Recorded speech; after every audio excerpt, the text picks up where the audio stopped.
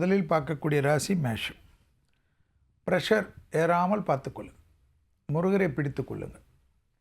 விரயங்கள் அதிகமாக இருப்பதனால் விலை உயர்ந்த பொருள்களை கையாளக்கூடிய மேஷ ராசிக்காரர்கள் சிறிது கவனம். படிக்கக்கூடிய மாணவர்களுக்கு சிறிது தடைகள் முதலில் காணப்பட்டாலும் பிறகு பெரிய சக்ஸஸ் ஏற்படும். பெரிய அதிகாரிகள் விஷயத்தில் மேலதிகாரிகள் விஷயத்தில் தர்க்கங்கள் கூடவே கூடாது. குறிப்பாக சித்திரை மாதத்தில் சிறிது அடக்கி வாசிப்பது நன்மை. உடற்பயிற்சிக்கு முக்கியத்துவம் கொடுக்கிறது உங்களுடைய கடமை. தொழில் ரீதியாக மற்ற விஷயங்களெல்லாம் வெற்றிகள் டக்கு டக்குன்னு கிடைக்கவில்லை என்று பதட்டம் வேண்டாம். நிதானமாக சித்திரை மாதம் வரக்கூடிய அந்த மாதத்தில் ஆரம்பிக்கிறது என்பதனால் முழுவதுமாக உங்களுடைய பழைய பெண்டிங் வேலைக்கெல்லாம் முக்கியத்துவம் கொடுங்கள். குடும்பத்தாருடன் ஏதாவது பயணங்கள் வந்தால் எடுத்துக்கொள்ளுங்கள்.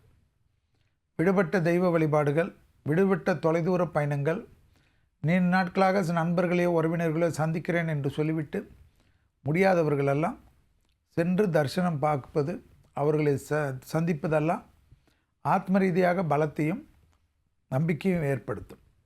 வாகன அமைப்பில் மாற்றங்கள் நிச்சயமாக ஏற்படும்.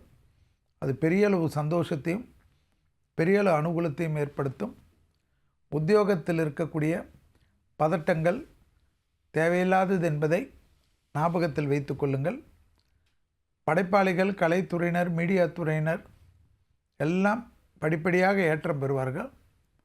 குடும்பத்தில் உள்ள உறவுகளில் துணை அல்லது துணைவியார் விஷயத்தில் மனமிட்டு பேசுவது நன்மை ஏற்படுத்தி தரும்.